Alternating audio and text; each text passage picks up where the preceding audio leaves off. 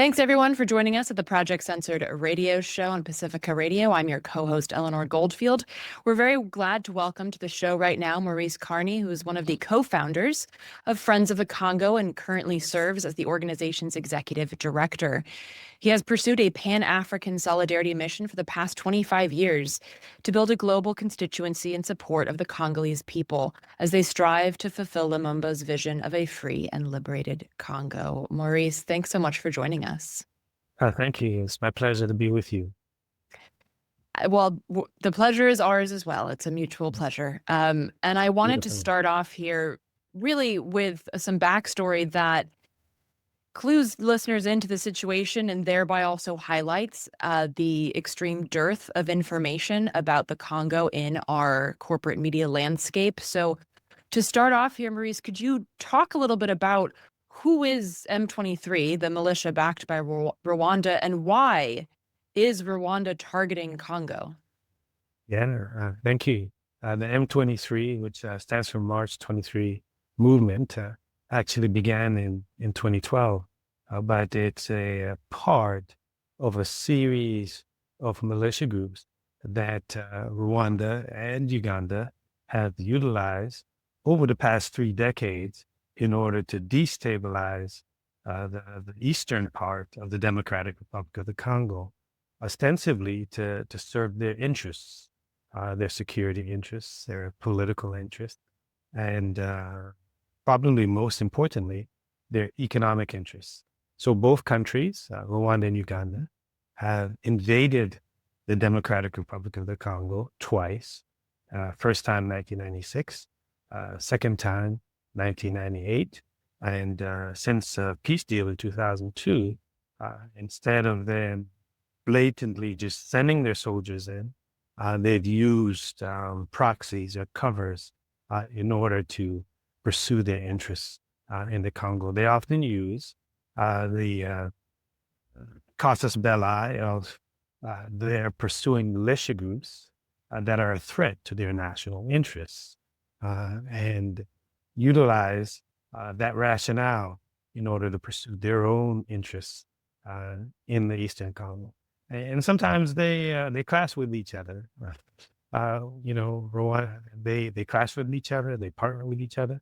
But what is constant is that the Congolese people, or civilian population in the east of the Congo, pay a dear price.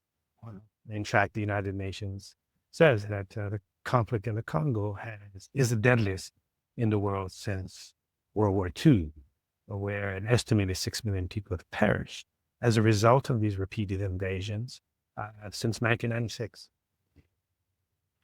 Yeah, and one would think that this kind of devastation would bubble to the surface of corporate media here in the United States. And I want to get into the U.S. role here, but before we even get to that, I want to talk about the framing and the propaganda. Here at Project Censored, we talk a lot about how the news is framed. We talk about dis and misinformation and also junk food news, the latter being this kind of celebrity nonsense that's always splattered across front pages. And in the case of the Congo, I feel like we see all of these at play vis-a-vis what's called sports washing. So we've got professional cycling, we've got the NBA, we've got football, which Americans call soccer for some unknown reason. We have a grab bag of sports and indeed entertainment hosted by Rwanda and portrayed as this, jewel of African sports and some kind of like Western progress. Would you talk a little bit about how Rwanda uses sports to divert attention and gum up the media with this junk food news in lieu of what it's doing in Congo? Well, yeah, they've done it remarkably adept fashion under the leadership of their president, Paul Kagame. Rwanda has led or carried out a 30-year war of aggression and plunder against the Congolese people. They've committed war crimes, crimes against humanity, mass atrocities.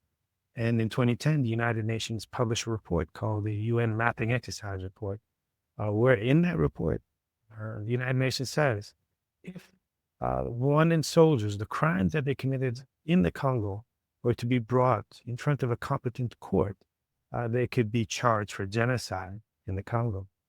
You have the Spanish courts under the principle of universal jurisdiction, issued an international arrest warrant for 45 top officials in the Rwandan government. So whether we talk about courts, United Nations, of course, a plethora of human rights groups, we see that Rwanda has committed crimes in the Congo. Now, in order to cleanse those crimes, they've engaged in sponsorship deals with the Arsenal football team, for example. Saint Germain out of France, and out of Germany. They recently hosted the World Cycling Championship just in September in Rwanda. They engaged in a partnership with the National Basketball Association, with the NBA League in Africa, that has investors like Forrest Whitaker, the movie actor, former president Barack Obama, who incidentally, when he was president in 2012, wrote a letter to Paul Kagame telling Paul Kagame, or had a conversation with him rather, not wrote a letter, had a conversation and produced a readout from the White House telling Paul Kagame to get out of the Congo, withheld aid from the Rwandan government as president. It wasn't a lot of money, $200,000, but it triggered an avalanche of European nations withholding aid. So these institutions, the NBA and the Arsenal football team, and entertainers like Dave Chappelle and John Legend, Kendrick Lamar, they're all aware of the crimes that Rwanda is committing in the Congo. However, they justify their engagement with Paul Kagame and the Rwandan government by saying, "Oh, look at how they're developing. They have clean streets. They don't allow plastic bags. There is low crime."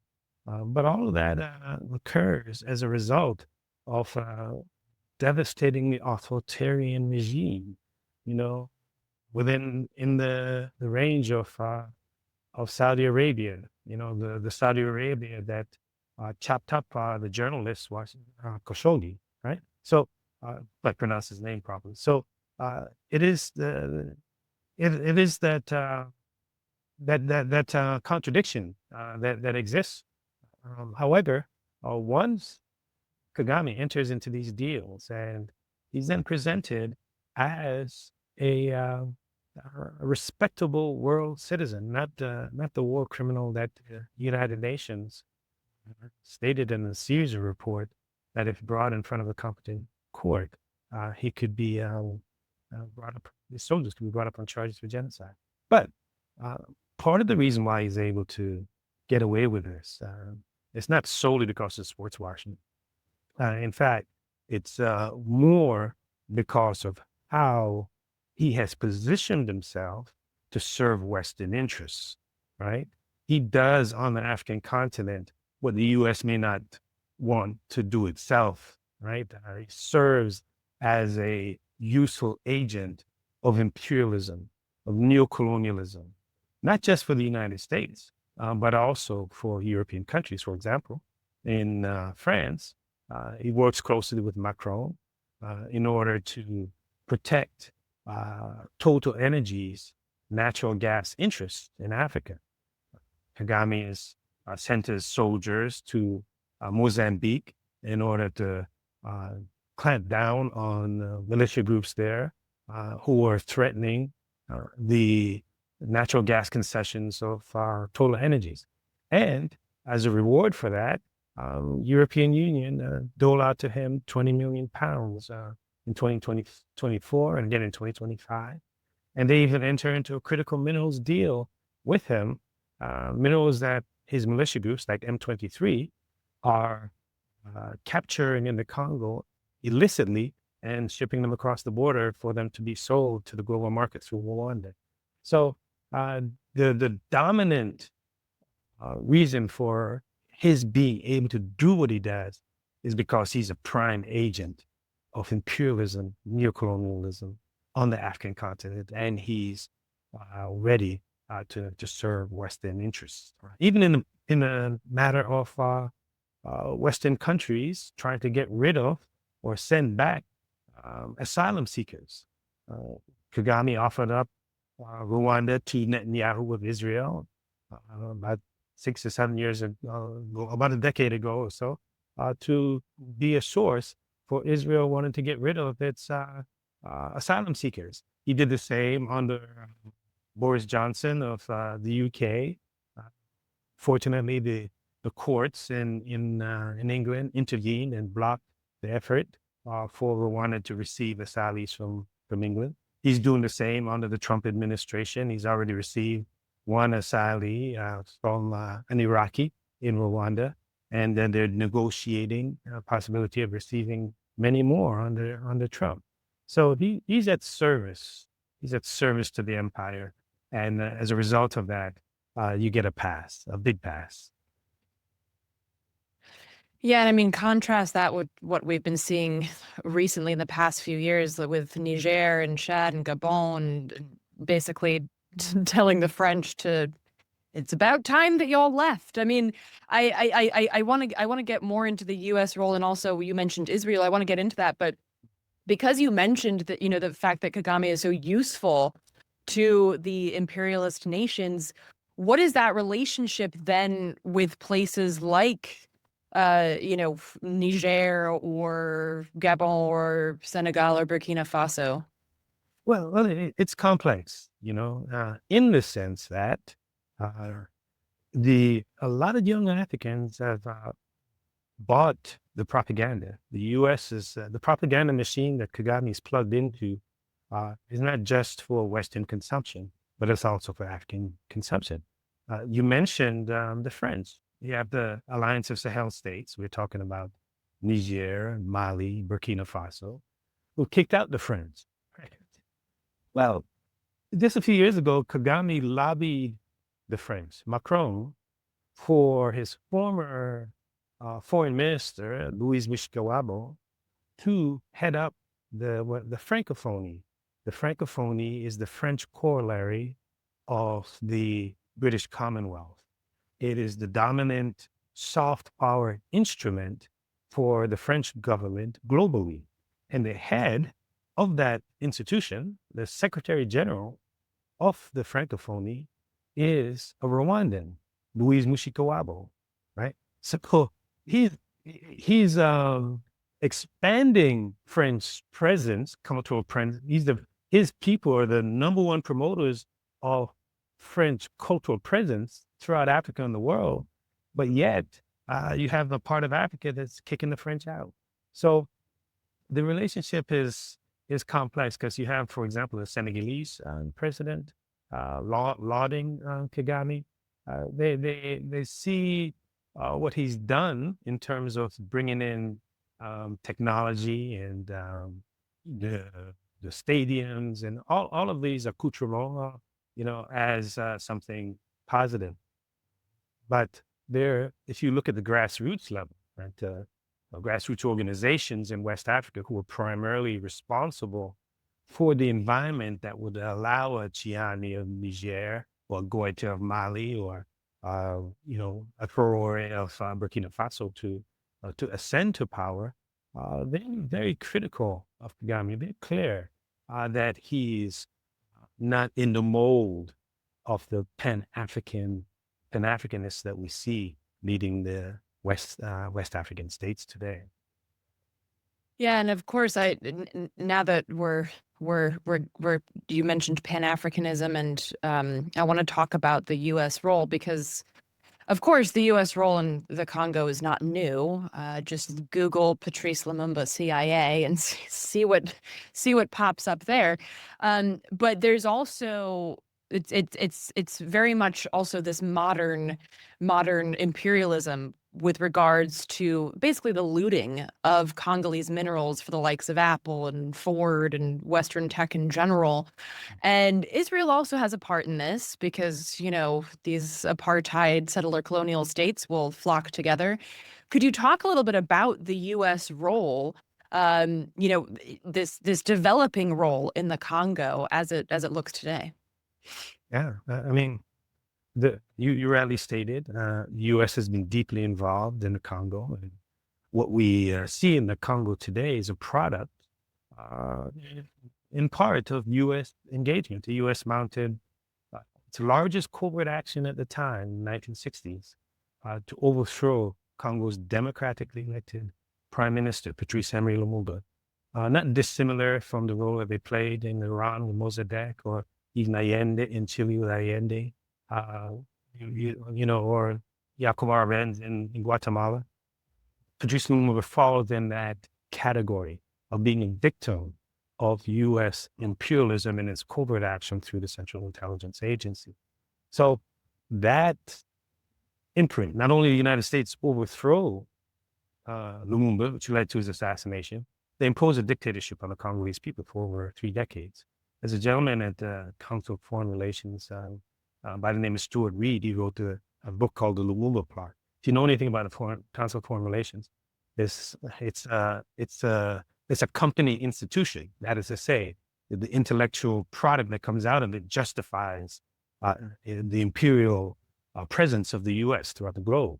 So, but even Stuart Reed, in his, he wrote an article in Washington Post. He said that what we see in the Congo today is a direct result of the U.S. role and what it did in the 1960s. And he said that really the Congo is entitled to reparations from the United States. But he said that he didn't think that was realistic. So he's like, they should give aid to education and health or something like that. But the Congo has been at the center of geostrategic battle since the late 1800s. And today, we see in this pursuit of what Western powers call critical minerals or transitional minerals, like the cobalt and the copper and the coltan, that are not only vital for green energy transition and tech and electronics industry, but are key to U.S. and Western military dominance, right?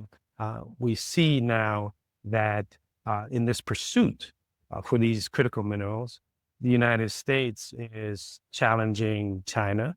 China controls a lot of Congo's copper and cobalt. So the Trump administration, for example, is engaged in a minerals for security deal with the Congolese government. African intelligence said the deal is probably around $3 trillion or so. I think that's an exaggeration, but economists say there's $24 trillion worth of natural wealth in the Congo. So there's just a lot at stake. But the Trump administration is bringing in its billionaire cadre, billionaire class.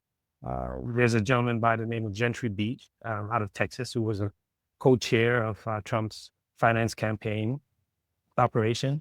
He's got his eyes set on coltan mine in the Congo that's captured by the Rwanda-backed M23 in the east of the country. You have Eric Prince, infamously of Blackwater. He's engaged, looking to provide security for the mines.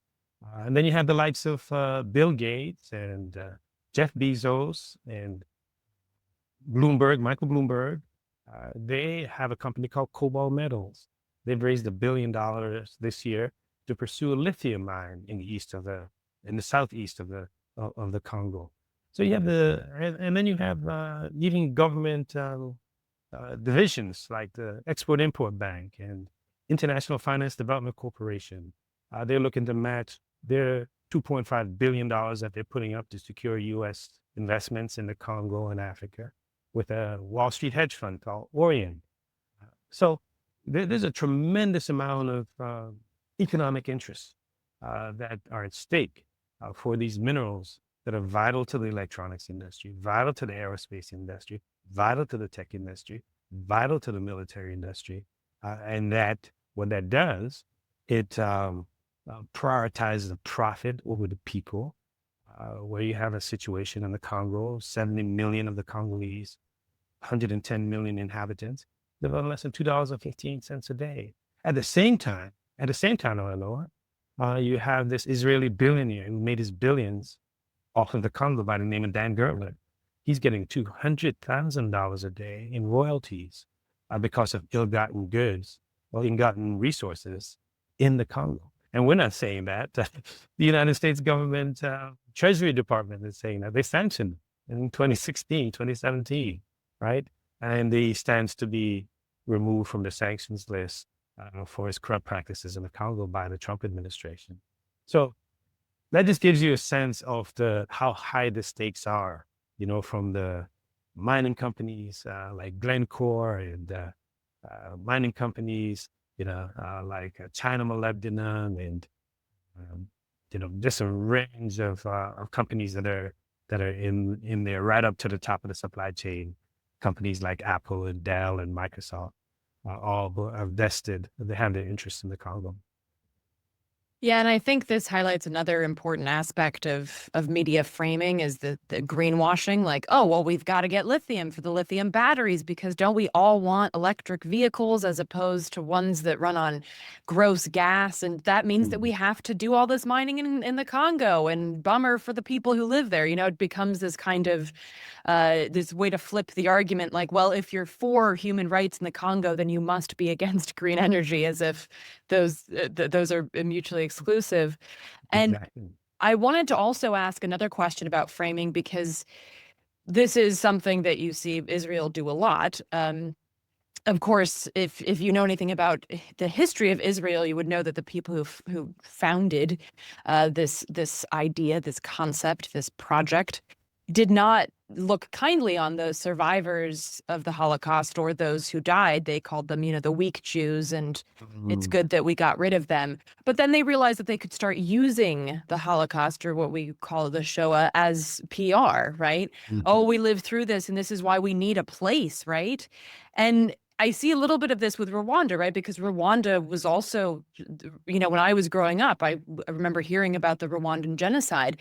And I'm curious how is Rwanda also using this kind of sympathy framing to kind of say, like, well, we couldn't possibly be perpetrating a genocide because we were genocided?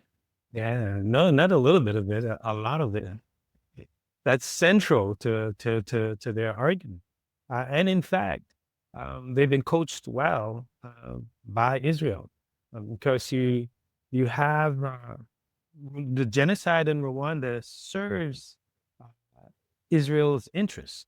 Rwanda and Israel work hand in glove, not solely as state entities, but you have institutions in the United States, predominantly Jewish institutions in the United States, who make it a point to connect Rwanda with Israel.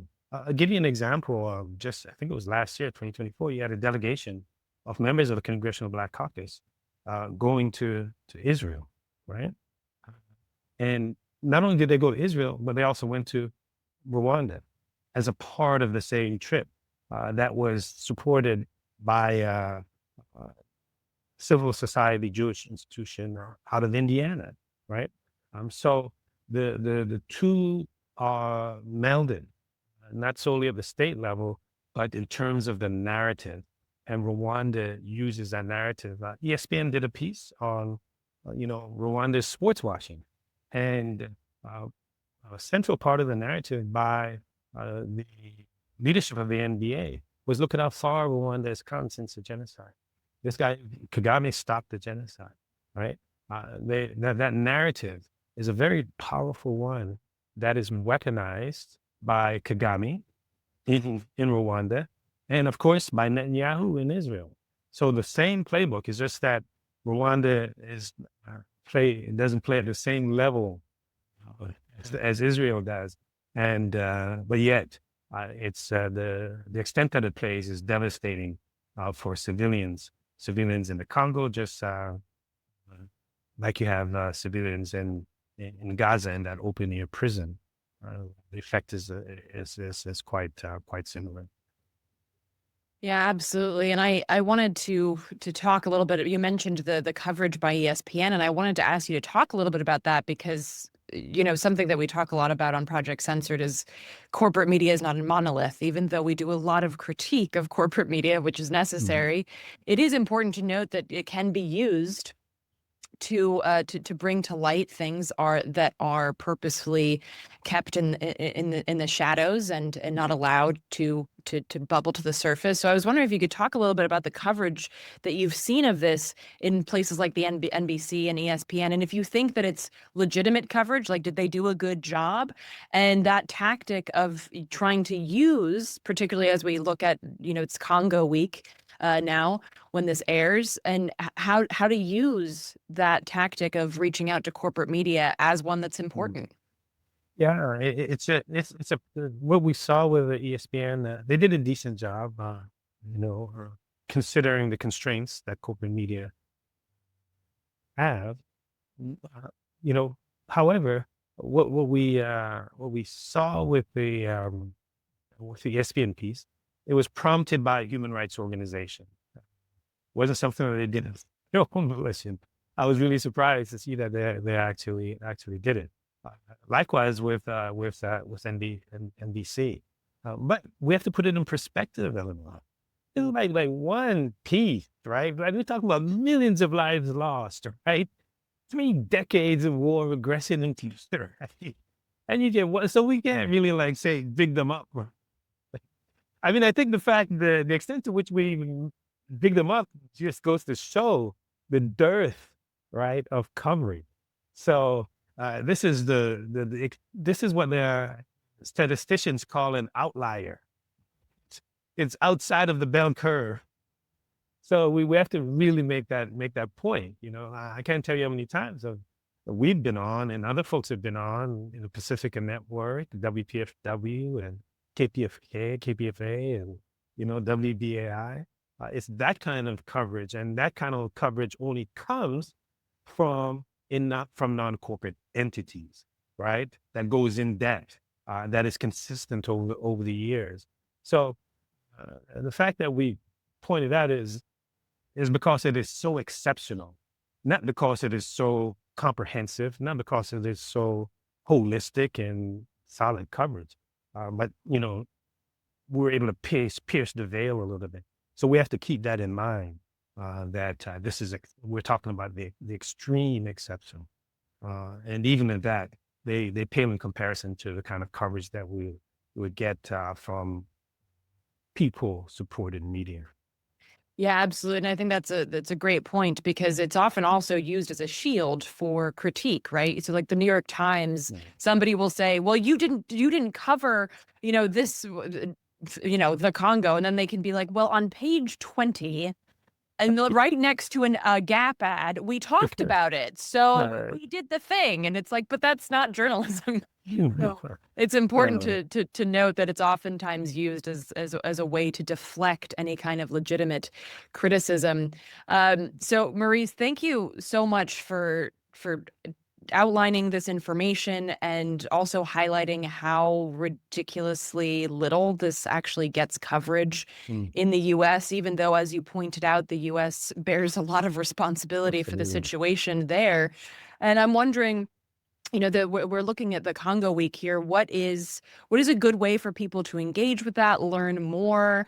What kind of information would you share for this week? Yes, Congo Week is an annual event. Friends of the Congo has been coordinating for 18 years now. It occurs the third week of each October. And it's an opportunity for people throughout the globe to engage in a week of global teaching and action. And they can get a toolkit where they can host teachings, screen films, organize fundraisers, just a range of activities from their local communities. But most importantly, they have the opportunity to learn from and be in solidarity with frontline organizations in the Congo, those that are organizing to bring about change in the country, to reclaim their land, to reclaim their resources, to build a foundation, not only for the benefit of Congo, but for Africa overall. So Congo Week offers that opportunity for people throughout the globe. We have folks in London, New York, Berlin, Paris, uh, Nagasaki and Hiroshima. So that connection between Hiroshima and the Congo, the uranium that was used to build the atomic weapons that was dropped on Japan, came out primarily out of the Congo. So people throughout the globe are participating in this week of learning and action, and they can do that through our social media platforms. They go to @CongoFriends on X or Instagram or YouTube or Facebook. They'll be able to engage. And also at Congo Week, congoweek.org. They go to congoweek.org. They'll be able to sign up and host an event or participate in an event. There's a calendar of events there, a long one, unfortunately, for people who are scrolling through. But you have many options of events that you can participate in, either in person or virtually. And if you're in New York, we have Congo in Harlem, where we bring Congolese filmmakers and entertainers and musicians and practitioners, intellectuals, for a week of culture and extravaganza around the Congo in New York City, Congo in Harlem. So there's just a lot of possibility for people to get involved, get engaged in one of the most important issues of our time, what's unfolding in the heart of the African continent. Yeah, absolutely. Thank you, Maurice. Everyone do check out those links, and thank you again for coming on the show and bringing this to our attention. Thank you for inviting me. It's been a pleasure.